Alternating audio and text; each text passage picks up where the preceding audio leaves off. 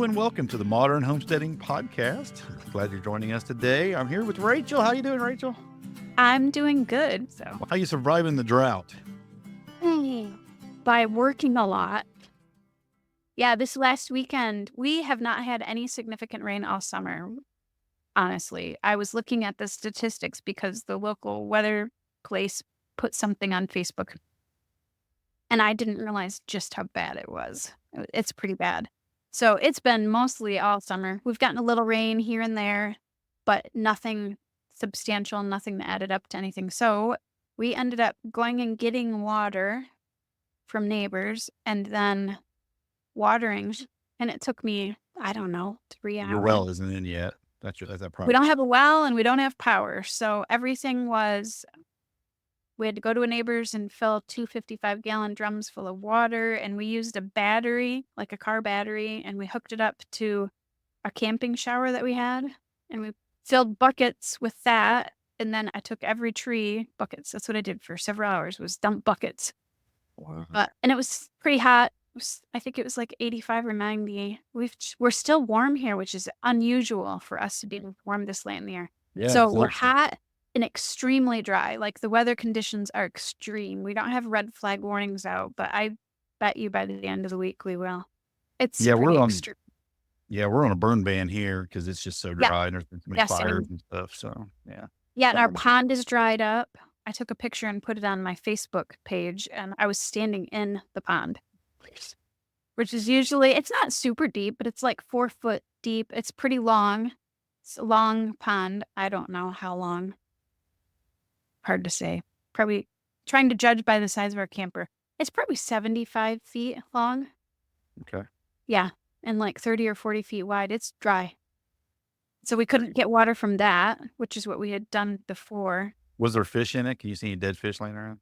No, we don't have any fish in it. I wish we did. I think we're going to end Okay. up building a pond that we put fish in. We have lots of what they call Great Lakes clay, the blue Mhm. clay.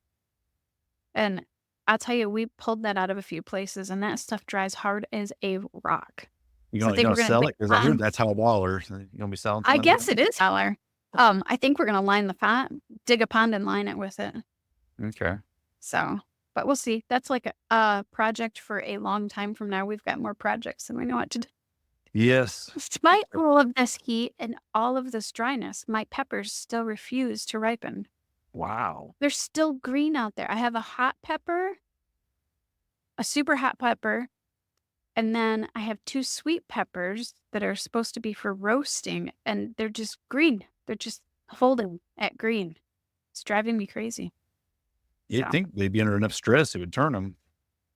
maybe you would think. So Babying them too much. You're taking too good a care of them.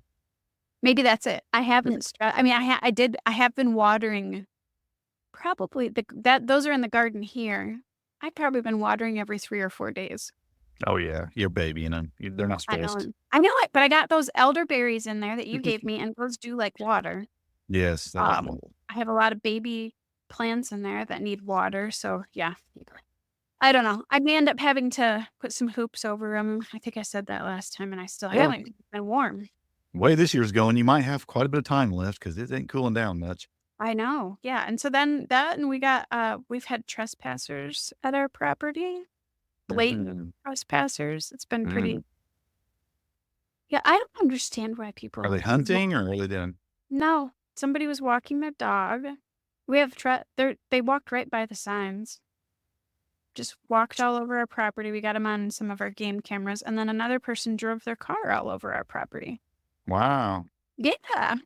I don't understand. I would never do that. I don't I know. understand why. People just don't have any boundaries.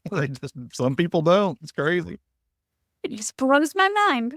But yeah, we had that. But we're probably about 10 or 12 weeks from getting into our new house, which is That is exciting. so scary. That's exciting though. I can't wait. A lot of work. It's so much work. And then it'll be getting the other one ready to sell, huh? Yeah, I mean, we've been trying to work on that in our spare time, but it's been so hot. The one Yeah. area that we time. need to work on is like in the heat of the sun, but it'll get there. Yeah. It sounds like you're staying busy. You got a lot going on, but it's exciting. You got this is a really cool time in your life right now. You've been wanting this for a long time. And I mean, when you started this journey here not so long ago, it just like didn't think it was going to happen near this quick. No, we thought 2026 or 2027 maybe, Yeah. Yeah. So because we it's, thought it would and then February this year, it just kind of all fell in place. And then it was like, I just feel like everything in life is like that. Nothing can be simple or slow or organized. So of course it had to be just chaos. Yes, it's going to yeah. happen and it's going to be chaos. So that's Yeah. exactly what it's been. It's been very Got a lot of chaotic. challenges. Yeah. You've had a lot of challenges along the way. It actually has gone really smoothly. It's been, it's a small, simple house, so it's not like there's Well, I'm just not. thinking along the line, there was issues when you was trying to get permits. There was issues, and then you Oh, we had still don't have power. I mean, Still, there's been these things along the way that's been, yeah. some I mean, struggles. we submitted permits and stuff for power in May, and we Wow. still have no idea when we're getting power. Wow. Because the electric company's so far behind, Yeah, that's apparently. crazy. So you may not be moving in 10 weeks. Yeah, right now we're power, so we can't. The well was driven last week. We got a big 5-inch well, but there's no power to it. We don't have power. Well, It's hopefully like, pretty soon. That'd be a big step there. Once that happens, things will move really oh, smack that and way it'll be then. so nice because it was like, man, if we had water here, Yeah, but yeah. nice. Yeah, Watering the but trees wouldn't be so backbreaking, right? yeah, but oh well, it is what it is. It's what happened when it's supposed to happen. Yeah.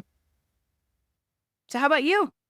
I saw you're doing some interesting things in the woods. Yeah, I went hiking the other day, I was filling myself up on pawpaws. The pawpaws season here is better than it's ever been. Of course, now, see, we're recording this today, and this probably won't go up for like 2 weeks. So by the time people hear this, pawpaws will probably already be done because there's a really short window on pawpaws Okay. where they just blow up even like crazy, and then they're over. I mean, they ripen so fast that they could probably be fresh and then fall off the tree and be ripe before they hit the ground. It just ripens so fast. I've never seen one in person, and I've never had one. So do you eat the skin Yeah, too? yeah, you just eat them like an apple or a pear or something like that. I And mean, are they super you sweet? know, they call them the Indiana banana. It's kinda like they're around here, Okay. what people call them, and they have a little bit of like, when they're good and ripe, they have a little bit of that banana-like texture. Okay. But to me, they kinda have like a peach/mango/pear Ooh, taste. I that mean, it's sounds kinda like an in good. between all of that to me, and so they kinda have a little bit of a flavor like that, but the texture's completely like banana when they're good and ripe. It's like that Okay. mushy Yeah, we're inside. just far enough north that they're not something I I don't love them, but the reason you don't see them in stores or anything is because they turn so fast. They're really hard. I mean, they just don't last. Okay. They can't make them hold up for shipping or anything like that. So they're not a ideal fruit for anything like that, but they're delicious. I mean, I was gorging on them. I ate a bunch of them while I was walking. I was like, this hike is not doing me any good. I'm spoiling up on fruit. But the exciting thing was, though, I walked a little further, is me and my wife were walking, and there was a whole bunch of little trees, like 1 or Nice. 2 foot tall. And we were actually at our campground. There's a woods that's attached to the campground, and we were walking some trails through there and stuff, and I found this whole big patch of these baby pawpaws, and I was like, "Oh, yeah, let's go get the shovel." So we walk all the way back to camp. We jump on the golf cart. We grab a shovel. We go back there. I dig up a couple pawpaw trees, and I also found an autumn olive, and I dug that up, a small autumn olive, and brought that home. I don't know if the pawpaws are gonna make it because one thing I noticed, because it's been so dry. Well, one thing happens when Oh, you have yeah. really stressful plants like that, trees, is even when they're small, what they do, they throw down a deep taproot because they're wanting some moisture, right? So the taproot on these little tiny trees was really deep. Like I chopped them at about 1.5 foot, and they were still thick at that point. I Well, at mean, least really you know where you thick. can find more. Yeah, exactly. But I did bring them home and I planted them. I think the autumn olive will go because, those roots are more spread out and I watered it real good. I think it'll be fine. But those pawpaws, they may not make it. I don't know. I'll keep watering them. We'll see what happens. But yeah, I know where there's a ton of them now that I just happen to walk up on. So yeah, just accessing them. And hey, even if I never get another one to grow on the property, I do have one that's pretty good size, like 6 foot tall on the property that I planted a couple of years ago. And that's why I wanted more, because you need a couple of them so they'll fruit. Okay.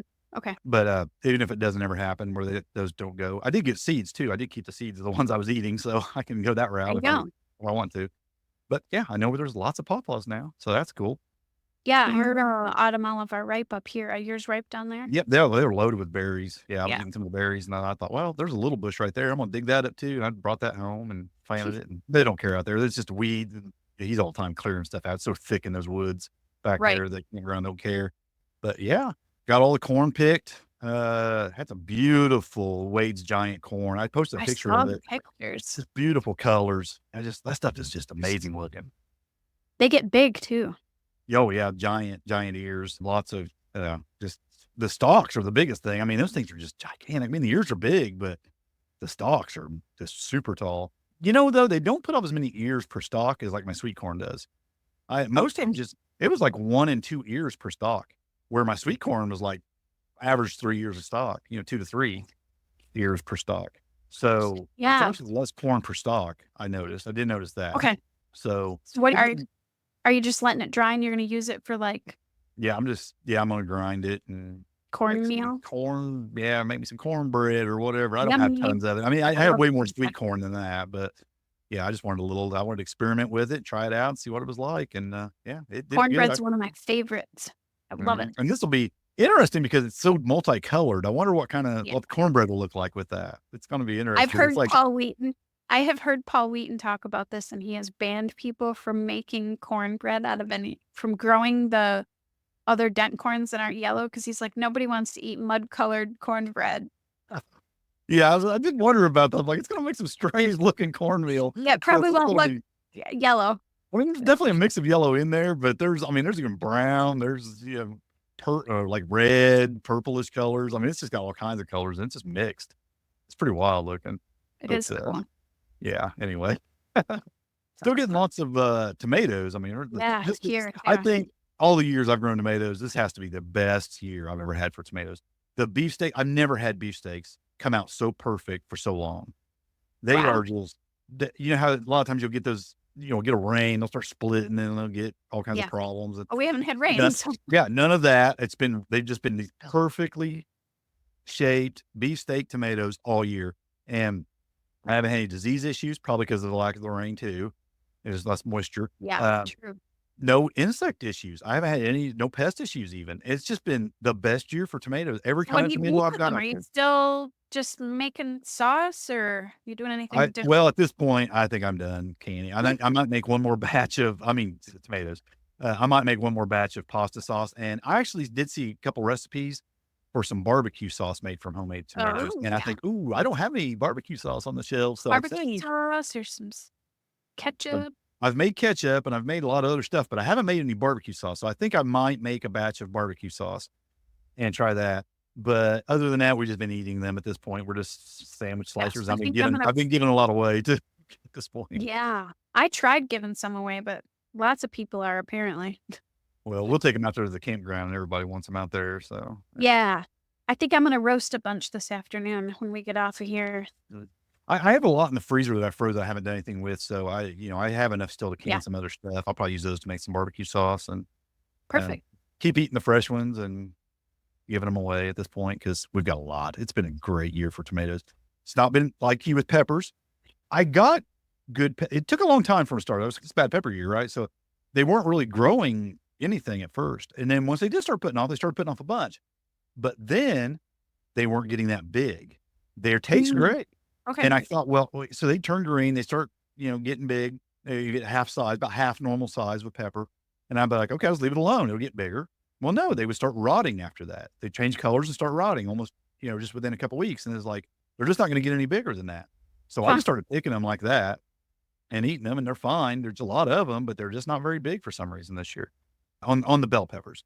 I got plenty of, I'm doing good with the banana peppers and things like that. But yeah, the bell peppers just it's not been a great, I don't know. They just haven't been great peppers. I mean, they're all I right. started mine early enough. They've just been, I don't know, really slow. The plants look great. I mean, I have one plant. It's not my hot pepper plant. I don't think it is. It's huge, really huge. Got tons of peppers on it, but they're just like sitting at green, and they're supposed to Yeah. turn orange because my peppers are supposed to be red, yellow, and orange, and they're all just green. So You can eat them like that too, yeah, There's no I good, not sweet. No, I wanted them to be sweet. Like Yeah. I wanted to do some roasting, like roast them and make some roasted pepper stuff. So Yeah. I like Mm. the green when you actual green peppers, I like them if you're making, like, where you put stuff in them, the stuffed stuffed peppers. peppers, Yeah. yeah. I like using And the those. hot pepper, I actually grew to make hot pepper sauce for like number one, I wanted to ferment some for like tacos and stuff. But number two, I wanted to make it as a pest repellent. Yeah. Um, we'll see. We'll see. Well, yeah, we'll have to keep folks up to date on how the peppers go. Yeah, I mean, it's what's happening now is we're getting because the sun's lower in the sky, and the further you live north, the more that does that. So what's happening right now is we're getting into the 40s at night, and then it's in the 90s during the day, and I think it's that nighttime that's slowing everything way down. Probably. Yeah. Yeah, So probably. Well, today we're going to talk about some root propagation through layering. We've yeah, mentioned some of this stuff in the past, but we've never really done a whole episode on different methods of layering for root propagation. And this is a good time on some of these methods. This is a good yeah, time of the year to be starting some of this stuff, especially so you can harvest in spring or whatever. But a lot of these you can start doing now. And I love propagating plants, cuttings, taking stuff from what I already have here because, well, it's expensive to buy plants. And I mm, always want to expand what I have. If I have something good on this property, I don't want to have to just go buy more of them. I can just take what I've got and make a whole bunch of them and then just spread them out. Or if you want to sell some or whatever, these are some great methods for that. But layering is one of the techniques that you use to create roots on they're not cuttings at this point because that's the difference about right, layering is actually a propagation technique where a stem is encouraged to develop the roots while it's still attached to the parent plant. So there's a lot of benefits to that. We'll talk about here in a second, but it allows basically that plant or that cutting or that rooting piece that you've got, that rooting stem, to still live off of the parent plant, get right, everything it needs from it while it's developing the roots. So you just get a way higher success rate doing that because it's connected. It just has a better chance of survival because anybody that's ever just took cuttings and you stick them in water, you stick them in soil, there's a pretty high failure rate a lot of times with yes, depending yes, on what you're doing. I mean, some plants obviously do way better than others, but with a lot of plants, there's a really high failure rate. But even plants that normally wouldn't work good for that, taking cuttings and doing that with, work really well when you do different types of layering. So that's why I thought it'd be a good topic for today. Yeah, if you're going to do difficult to root stuff, it's the best way to do it. It really is. And really, there's not another thing is it really doesn't require any special equipment. You can buy some special equipment, especially for air right. layering. It's nice because it makes it even that much more affordable. Yeah, so you can just you've been doing it. You just sent me a picture a little bit ago in some air layering that What? used a plastic bag or something, it looked like. I used a Ziploc baggie, Yeah, cocoa so core, again, just a take cut them. up a black trash bag because you wanted to give it shade, and then, yeah, a knife. I Yeah. did sterilize my knife between doing them just to be safe, so you had Mhm. some And we'll rubbing talk we'll alcohol. talk a little bit Yep. about that, about So, some. yeah, not a lot of tools really needed. Well, let's just jump into that one first because that's what you have experience with is air layering. Now, and that you want to explain to folks what the benefit of air layering is versus the other kind of layering or how it'd be where it would be more useful?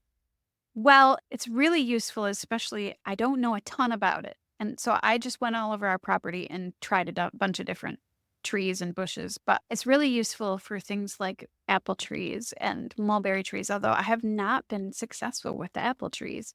I have been successful with the mulberry trees. Well, what Um, air layering, the real benefit is because the limbs and stems are up higher. So yes, the other layerings we're going to talk about, you know, are low. they're Yeah, low to the ground, so you utilize the ground to do your work. Well, you can't do that if you got stems up in the air, right. so obviously you have to do what's called air layering. Like I said, you can just tell folks what it is if you want. Yeah, so it's what it is, you put it's not soil. I use cocoa coir, but you put it in the baggie and then you put it around the tree, and what it does is it creates that root ball, and the benefit of it is you're cloning the tree. So whatever genetics you're getting from that tree that you want, it's 100% a clone, Mm. and it's up in the air. You're supposed to use the end of the tree, so you're using the tree tip of the tree. What do you call it? The branch. You're using the branch tip because that's where most of the root of the natural hormones are in it for growth. So you want to use like that first or second year growth that you've had over the last couple of years. But it involves you getting that stem to root and put out roots so that it grows and can be cut off and grow into its own new tree. And the benefits are it's still connected, so it's still getting all of the carbohydrates and all of the water that it needs from the parent plant. Mm-hmm. And you're getting this tree that it's going to put out fruit or flowers or whatever it is you're looking for sooner than if you got it from a seed or a seedling. Yeah. So, yeah, Yeah, I'm not great at, it's not something, this is like the first year that I've done it. I've probably had about, I don't know, a 60% failure rate. And that's probably me. Yeah, it's, you can definitely use different kinds of things. We'll just talk about, just kind of go maybe step by step how you do it. But like you said, the young branch, Yes. closer to the end, basically, however past that is how tall it's going to stick out of the ground because it's going to form a root ball. When it's said and done, after a few months, you're going to basically cut that stem right behind the root ball. And then you got this root ball with obviously the new tree above it, and you just plant that. And for the most part, the best time to do this, though, is in the spring. Yeah, because you got the whole summer of just production and whatnot. So early spring. Yeah. Is a good time. Even before budding would probably even be better. So basically, you take the stem you figure out where you've had your growth for the year, because some of these trees are putting out a lot of growth and some of them are putting out less growth. So you're going to want to figure out where you've had like last year's growth, and you're going to want to girdle the stem. And if you don't know what that is, that's where you take the outside layer of the bark and you peel that off. So you're going to have 1 or 2 inches wide. Yeah. Yeah. So you want to get down to that like white layer. And a couple of the plants I did this on, it was pretty obvious you were there because it actually started to leach moisture out of it. But you're going to want to do that. And that's when you wrap it in your moist medium. Now, I used Coco Coir. I don't know. Every video I watched, that's what people used. You could. Yeah, I think you can use peat moss. Yeah. Peat moss is good. I've seen people use compost and things like that. You can do it. I mean, you can. I just think that the reason I think people use Coco Coir or peat moss is it holds the moisture a little bit better and doesn't dry out as fast. But I think you could, if you're going to water, because some of these setups, you can set them where you can water it. Yeah, and I think that might be part of why some of mine failed. Yeah, because like those commercial balls you can buy that you actually do them, you can actually pour water into the end, or they're shaped in a way that they catch the water running down the stem. Have you seen that? They actually have like a funnel that comes up around the top, and the water will run down the stem, and it will actually go into that ball, and it kind of keeps it wet. Yeah, and I was using like the extremely DIY cheap method. So I used like a sandwich baggie. Mm-hmm. And I filled it full of moist Coco Coir, and then and at about the halfway mark, I sliced it open, and I would wrap that around the spot where I girdled the stem. And then I used duct tape, and then I put the black plastic bag over top of that to keep it shaded, and then wrapped that. And with the with the baggies, when I did it, those stayed moist. But when I tried using the plastic cup method, which I saw people do several times, those did not stay moist. And they were really hard to work with, and I won't do it again. Yeah, but so that's what you do. And I think that was where I failed is the apple tree ones. For some reason, all of them dried out way faster than the mulberry ones. And I think if I would have been able to water them more often, they would have maybe worked, but maybe not. I don't know. So then, like, that's what the other thing you have to do is you have to make sure it stays moist.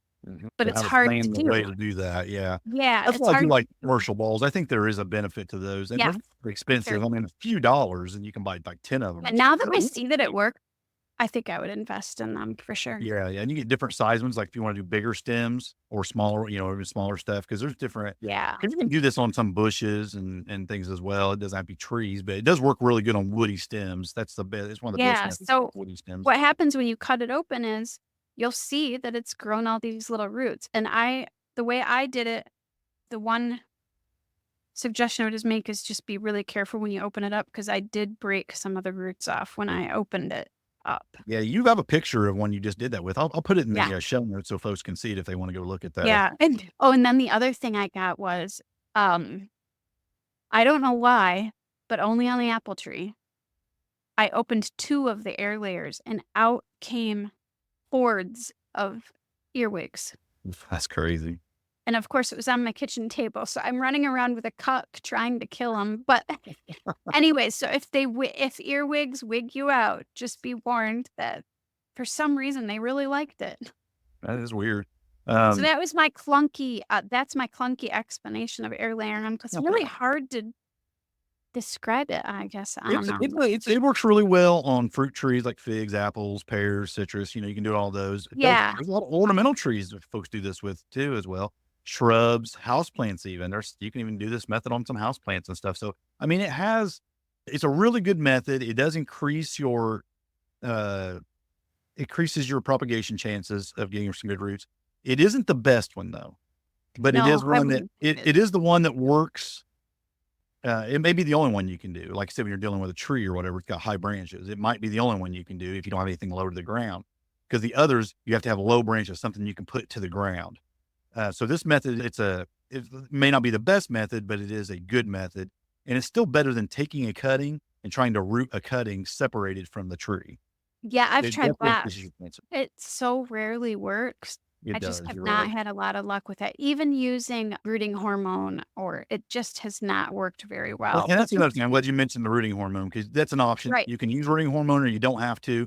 Probably increases your chances a little bit. We talked about this earlier. To me, a lot of these rooting hormones, they look like they got some stuff in them that I wouldn't really want near I don't know. I don't know a lot about it. I just know I see ingredients in there that aren't natural sometimes, or they don't seem natural to me. So I don't know if I want to use rooting hormones. If I was going to use rooting hormone, I'd probably make my own out of some willow or something and try to use that. Yeah, so you can use willow. But this next thing that you found, which I have not heard of, I might try with my apple tree that I couldn't get to air layer because it does have some shoots that come off of it. So Well, you could talk use about this. that. You could do this one or the next one after that. Stool layering. We were talking about stool layering, which is a mound layering. There's another word for it. It's about, you cut the plant back. And you can do this on a whole plant. Like say you have, like my fig, for example, I can cut that thing completely to the ground and it'll come back every year. So I could literally cut that down to like these little 2-inch stumps, mound up, say compost or leaves or whatever over the top of it, just any kind of good biomass, broke down kind of aged stuff over the top of it, soil even. And when it comes back, all those little shoots, because that's what a fig tree kind of does. It kind of grows out in a bush type, it'll expand more and faster. And you can actually chop those sections away or pull them sections away, and each one of them will have roots formed above the base where the ground was before, and they'll start forming roots. And then you can just basically cut those away, dig up it all and kind of separate it. And you'd have a bunch of those. And you can do that with an apple tree. If you have an apple tree that has a bunch of shoots coming up around it and stuff, you can mound those and do that. I actually would probably use the simple layering method, which will be the next layer method we talk about for that instead. But you could do it with this as well. So with this method, you would probably have to make sure that if it's a grafted tree, that it's above the graft. How does that work? I would do this. Yeah. I would do this less with trees, because this is more about bushes generally. You can do it with trees if they got if it's a tree that puts up a lot of offshoots. Like I have an apple tree out here that's always got tons of like these little offshoots all around it. I could definitely do that if I wanted to. I probably wouldn't. I'd probably choose the other method, but you could. I would probably use this on, like, say my hazelnut. I did do this with my hazelnut, for example. I was trying to expand my hazelnut. So I went to one, I got a kind of a long run of hazelnut and I'm trying to make that run longer. So what I did is I went to the end where I'm trying to expand it and I just started stool mound, put the stool layers over that. And I did this in the late fall after it kind of lost the leaves. I just piled up a bunch of compost in there and I kind of spread it out a little bit past it. And sure enough, it starts bringing up shoots all the way down through there. I can break them, separate them, and push them on down, the rooted ones, and just. So you're talking about weighting down the branch and then getting it No, underneath? this, you just dump it right in it, and it just basically it separates all the branches. And what you do is it's hard to do this without a picture, but basically you have a bunch of branches and you just have basically compost all around them, every one of them sticking up. Oh, okay. hazelnut doesn't really grow up like a single stem. It's Right. more It like grows up like it your has a typical bunch of bush with stems. lots of. Yeah, with lots of stems. Basically, you're just filling all those up, and they're all kind of separated. You could even separate them manually a little bit, kind of pull them around to get more compost between each one of them. And then Oh, basically they'll start in that compost, they'll start rooting right there. okay. So then you can just pull away that compost and, the next year and Nice. cut below the roots and then replant on down and just keep spreading it on down like that. And so hazelnut's just one I've done it with. It works really well. You can do it with fruit trees as well, though, if Okay. they're putting off a lot of offshoots. Honestly, it will even create offshoots in it if you do that. Yeah, that Um, makes sense. Yeah. but it works good for like currants, gooseberries, things like that as well. And I need to do that with my gooseberries and my currants because I haven't done it with those. And I want to expand, especially those gooseberries. I love those things. They're fantastic. And I want to expand those. So I'm going to do that this winter with those as well. So I can get more, so I can break away and replant those in a Okay. whole bunch of places. I want to put more of those in more guilds because I really like those. Yeah, you And have here that it works for lilacs, which makes total sense because of yeah, how they yep, grow. yep. Anything that really grows like that, it works really well on. So Okay. yeah, so there's just some methods you can do. Again, you can do it in the early spring. I like doing it in the late fall and then letting it kind of just set all winter in there moist. And it really it seems like work really good. You can do it in the spring as well, though. But you want to do it when they're dormant. It's kind of like the best time. But late fall, when they start going dormant, you just pile it in there and let it go. And then just kind of separate it the next year. If you'll pull it back, you can see the roots forming. Then you just know it's time. You can start separating it. And it works really well. It's a really popular method for expanding, like I said, especially berries like currants and things like that. It will work on like raspberries and blackberries, but some of these other methods we're going to talk about actually work even better for that. So that brings us to tip layering. Tip layering is when you bend the plant over and you basically bury the tip. And I've done this a few times. I've done this with blackberries. I've done this with my goji berries, and both took like immediately. And then you'll get like this hoop forming where it's growing. And then basically you can just cut that right in the middle of the hoop and then you'll have two, right? Yeah. But Yeah. what's funny about that is like, I've noticed on my goji berries is like literally one, and they'll grow just fine, but you'll literally have one plant with upside down leaves Oh, that's and fun. it grows just fine. But then you can take that tip it over again, bury it again, and then get another one Yeah. right in. And So but my they will literally grow raspberries, upside down. that's Yeah. how I do my raspberries and my blackberries. I don't Yep. have goji that are big enough to do that with, but yeah, Yeah, they'll literally grow upside down leaves, which that's it funny. grows fine though, but they absolutely grow fine, which is just weird, but it's pretty cool. They will actually just kind of correct themselves after a while, like especially if they'll lay down, they'll kind of reroot, how they'll do over time Right. and they'll Yeah. kind of correct themselves. But yeah, for when you first pop that plant, it's going to have upside down leaves. It'll literally be an upside down plant, but it grows I'm just glad fine. that I'm glad that you mentioned that Forsythia does this because I have Forsythia, so I should try that. Yep. It's another one. You can do it with a lot of berry bushes like blackberries and raspberries. Right. Goji berry, you can do it with vine stuff, anything with its vining would do it really well a lot of times. Even ground covers like ivy and stuff, you can do that with if you wanted to. You don't really need to, but you can. So it does work on a lot of stuff. Again, early fall, late Yeah, summer, early fall is a good time to do. So right now, you go out there and yeah. do it right now with your stuff and it'd work pretty good. And it gives some time to establish some roots. And then, like I said, come spring, snip, you got your plants. Yeah, it feels to me like this is the best time for berries to do that because this is when they do it themselves anyway.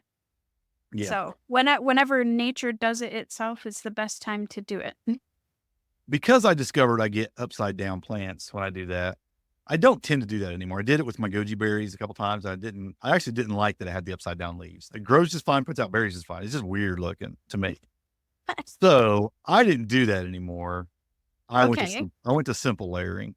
Simple layering is the next thing we'll talk about. Simple layering it's similar to tip layering, but what you do is you lay the stem down on the ground and you bury the stem. What you do is you kind of bend up the end of it and then Right. you bury everything else but that. But you don't have to do this, but you can kind of break away some of the bark where Mhm. right in the bend where you start to come up. And that way it'll form roots right there at the base before it starts coming up. So you bury everything, it's sticking up a few inches. You can leave a few inches up, and you'll get a root ball directly under that because you'll kind of make it like a little loop. You'll probably have to pin it down, even though you're putting some soil on them, Yes. because it can still tend to kind of raise up through that soil as it rains and stuff. So, because it's just, you're going to have softer like compost or soft soil, and it might pull up. So you'll want to probably pin it down with something like some kind of a hoop or something, pin it I've down. seen people use the staples for, Yeah. what do you Like call it? landscape fabric. Landscape staples. Yeah. Yeah. Yeah. 'Cause That's what I was it going to won't say. damage it, but it will hold it. Yeah. And hold it down with that, and you'll get a root ball there at the base of it. And you don't have to do this. They don't have to be a very long stem, just enough to basically do that. So you just got a little mound right there. You curve it up, and then, and then basically you'll just take a shovel and chop down right there beside it. Or you can just expand a row by doing this. Keep a row walking and make a row go longer of bushes like that. That's a good way. Like you're making like almost like a hedge. Yeah. Yeah, a hedgerow. You can just keep walking them down and make the entire hedgerow like that, and just keep moving it in the direction you want it to go, and just keep popping new plants up down that way. Works really well for things like blackberries and stuff, especially. Yeah. A hedge or a fedge. Yeah, yeah. And you don't have to bury it deep. 2 to 6 inches of soil over the top of it will produce this just fine. You've seen it. Sometimes when a branch just lays on the ground, it'll start dropping down roots. Oh, yeah.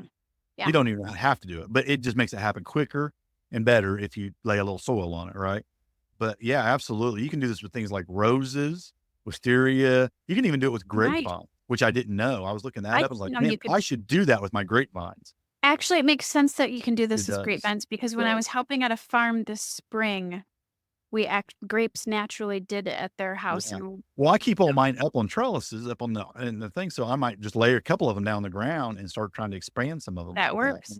Try to do that. But yeah, it works for a lot of things. So, I mean, anything with like a longer branches like that are on the ground, you can definitely do that with. But what we were talking about earlier with your apple tree, this is where this comes in. You can absolutely do this with like apple trees, peach trees, things like that too. Don't even have that coming up. But I did it. I did it with a peach tree. Okay. I had a shoot coming up off the side down at the bottom. I laid it down, put some dirt over it because I only have one peach tree. I wanted another peach tree. I actually put it I laid dirt out about 3 feet from the tree, mounted it up, did the whole thing, tilled it up, whatever. It grew just fine. It actually shot up about a 3-foot little tree over there. I cut it about a month ago and just replanted it, and it seems to be doing fine. So it works even with something like a tree. I'm going to have to see if this apple tree has any of those. I usually prune them off. So yeah, and me too, because I have an apple tree that does it horribly. It's got all kinds of shoots that pop up right in it. But yeah, I could definitely lay those down and get a tree from that. So now what I do notice, these are grafted trees. Those shoots are coming up below the graft. Right. So they're going to be whatever that graft, whatever that is, that's what you're going to get. They're not going to get this true to type tree. Well, but if you do this on a natural tree, you're going to get the tree. Wow. Yeah. This tree that I want to do this with, the apples aren't good anyway, and I think it was planted from seed. It's more we want to move the tree with us because it's a memory for us than it is great apples. You're not going to have time to do this with that tree, though, you said, before you move, probably. Well, we're not selling the house until the spring, so. Okay, so you could do it now, and you might get. Yeah, I'm going to go look at the apple tree when we're done. Yeah. So it might work for you. It did work for my peach tree. Like I said, I did try it, and it did work. So if not, I'm gonna have to learn how to graft. and I'm telling you what, this is a pretty sure way. I mean, I would say, especially with some plants, this is almost 100% that you're going to get. That's cool. Plants. That's cool. I mean, it's just it will almost definitely give you another plant doing this. Maybe not trees, but definitely on a lot of these bushes that you do this with a blackberry bush, you're definitely going to have them. Well, I love that you can do this with grape. Yeah, and like I said, I've never tried it with my grapes, but I read that you can, so I'm eager to try. I seen passion flower was one you could do it with, so you could do it with passion fruit. Philodendron, yeah. Yeah. So it's got some things you could do with it. If folks want to go we have a few things listed under each thing in the show notes. If you want to go to the show notes, you'll be able to see all the kind of list of things that I found that you could do these methods with, but you get a little bit more detail. And we also have just step-by-step guide under each one of these. If you just want to see it again and want to read about how to do it, you can see it. The next thing is compound layering. Compound layering is, or they call it sometimes serpentine layering. And this, if you're wanting to make a whole bunch of something right out of a long branch, this is really good, really fast, because you're not just doing one branch, you're making several out of one branch. And I guess when I'm thinking about this, I'm thinking, okay, I was trying to think of a visual. Think Loch Ness Monster. You Oh, know the there you go. pictures, Yeah, you yeah. see the Loch Ness Monster, we got these humps out of the water. Picture that with your branch. This is going to work good with like flexible branches, like a blackberry or a raspberry or something like that, right? Something that's going to have a long branch, Yeah. like wisteria, some ivies you can do it Maybe with. grapes. Yeah, maybe. I don't. You might work with I don't know. grapes, but I think of my blackberries doing this with, right? Because this is Oh, what's I going to can work perfect. totally see You can take a blackberries. really long blackberry run and basically you bury it, but you hump it up in several places. So you got a mound of soil here where you buried it. You got a hump where there's a leaf or a bud there. You bury it, hump. Because I had some like 10 feet long, right? You could Oh, do yeah. They get 5 or so long. 6 of these humps sticking up out of the ground, and then you turn the end up, and then again, it's like a simple layer, and then you have several pop up, and then basically you just cut between each one of those, and you have a whole nother Right. plant, and it's going to have roots on it. And it's just a really good way to get a whole bunch of them fast. Because, like, when I think about my blackberries, I have several of those, like, several feet branches coming out. I could just spread that out in every direction, make a whole bunch of those, and I could probably, off of one plant, I could probably produce, I don't know, 30 plants doing that Yeah. And I mean, in one, by springtime. yeah, and that's such a great money saver, but also you could give it to family or sell Mhm. it. I Sell mean, them, that's yeah. huge because I can't remember what I paid for I got thornless blackberries is what I bought. I want to Yeah, say they were like $8 a yeah, and plant. you could just make a Yep. whole in one season, you could make a whole bunch of those and replant Yeah. them and have a whole bunch and just spread them out. So, again, that's something that it could save you a lot of money. It's Mhm. gonna really increase your chances more so than just taking cuttings off things and trying to root them. Now, I had a lot of good fortune trying to root things in like my aquaponic systems and stuff. They root really good in systems like that. But I haven't had a lot of good success when I just stick them in the soil. There's some plants that do great. Elderberry, almost foolproof. You can just stick those. You don't have to do anything fancy with those. You can just stick them. Take the cuttings, stick them in the soil. Yeah, I I have like mean, 50 plants to prove it that you yeah, gave they me. work really well. You don't have to go through all this kind of stuff. But for those things that are a little bit harder to root, this is going to increase your chances by far. And I just know as a homesteader who's trying to save money, I look to do this every opportunity I get. I'm wanting to have the most success for the least amount of Right. money involved. So, and this will really increase your chances. And I find it works better than just taking cuttings. I mean, it just does. It's just way higher success rate. So much easier. You don't have Yeah, to worry about way watering to anything, yeah, and it's a way I to, mean, like you said, build more, and then if you have a couple of plants that don't make it, you have all of these extra. It's building yeah, in that extra. yeah, absolutely. Well, there's a few tips for just some successful layering. You mentioned it with air layering. Moisture is important. Keep the Yeah. soil, or even if you're doing air layering, that cup or whatever you got that in the bag, consistently mildly moist. I would say like wet spot, like a wrung out wet Yeah. sponge level. I mean, that's probably a good place to be. So it's not waterlogged, but moist. You want to make sure you're doing this with healthy parent plant.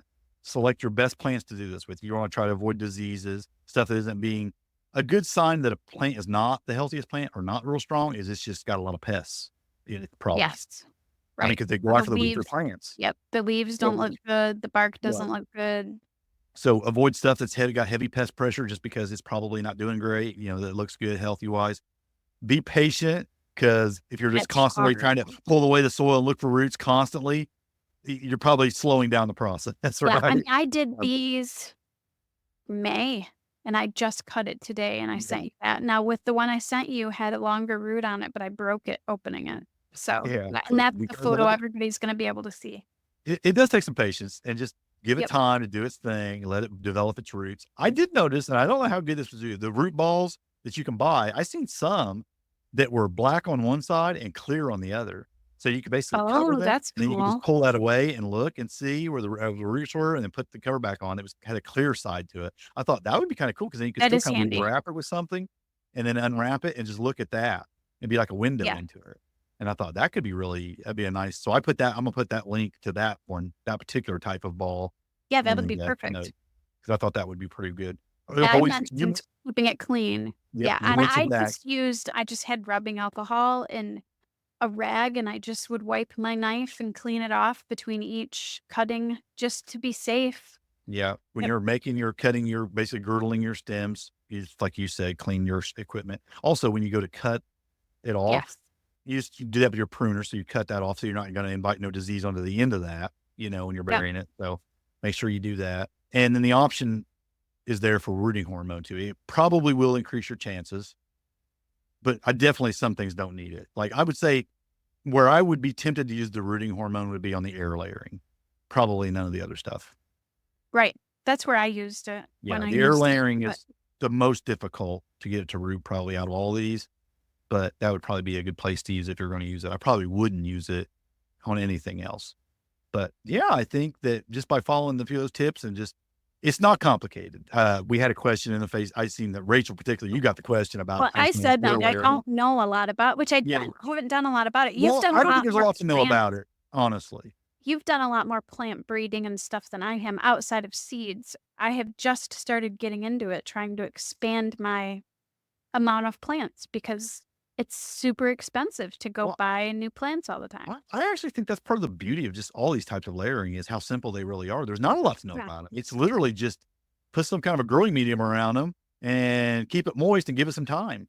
I mean, that is Yeah. basically it. And that's why it's so successful, I think. And it's also just Yeah. easy. It does require a little more time sometimes because, like I said, you're letting nature kind of do its thing naturally.